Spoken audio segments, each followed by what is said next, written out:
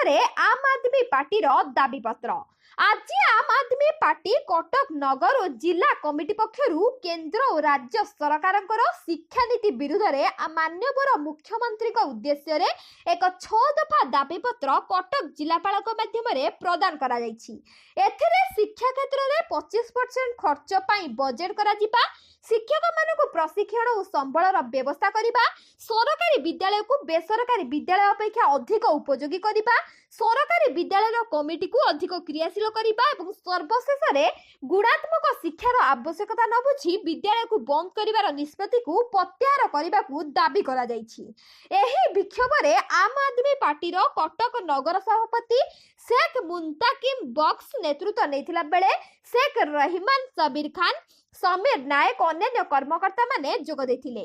Cuttack city आम प्रतिनिधि मिर्जा रिजवान बेको रिपोर्ट, टाइम्स न्यूज इंडिया, सचकिया।